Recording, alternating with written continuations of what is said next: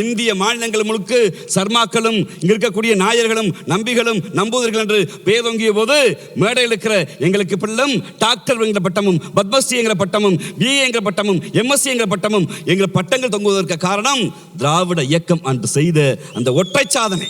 அதனால் தான் அன்பு கொண்ட மக்களே, தமிழ்நாட்டிலிருந்து எந்த இளைஞர்களுக்கும், தமிழ்நாட்டில் பிறந்த எந்த இளைஞர்களுக்கும் நீங்கள் இந்தி படித்தால் வேலை கிடைக்கும் என்று சொல்கிற போது இங்கு உட்கார்ந்திருக்கிற அரங்கு நிறைய நிற்கிற மாணவர்களுக்கும் அரங்குக்கு வெளியே நிற்கிற மாணவர்களுக்கும் தமிழ்நாடு முழுக்க எந்த மாணவர்களுக்கும் என் பிள்ளைய நல்லா படிக்க வச்சு எப்படியாவது அமெரிக்காவிற்கு அனுப்ப வேண்டும் என்கிற கனவு எங்களுக்கு இருக்கிறது. இங்கிலாந்துக்கு அனுப்ப வேண்டும் என்கிற கனவு இருக்கிறது. ஏன் இங்க இருக்கக்கூடிய ஆஸ்திரேலியா, மலேசியா, சிங்கப்பூர் என்று போய் படிக்க வேண்டும் என்கிற கனவு இருக்கிறது. ஆனால் எங்களுக்கு நாங்கள் இனத்தால் திராவிடராய் மொழியாய் தமிழராய் இருக்கிற தமிழர்களாகி எங்களுக்கு ஒருபோதும் பீகார் கனவோ உத்தரப்பிரதேச கனவோ மத்திய பிரதேச கனவோ எங்களுக்கு இல்லை. காரணம், அந்த ஊரில் தன் தாய்மொழியான மைதிலியை, போஜ்பூரியை, சாந்திலியை மறந்து அவன் இந்தியை படித்தான்.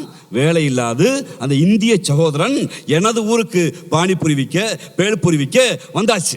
தமிழ்நாட்டு இளைஞர்கள் ஒருபோதும் இந்தி படித்தால்தான் பீகாரில் வேலைக்கு சேர வேண்டும், இந்தி படித்தால்தான் யூபியில் வேலை செய்ய வேண்டும்ங்கிற நிலை இல்லை.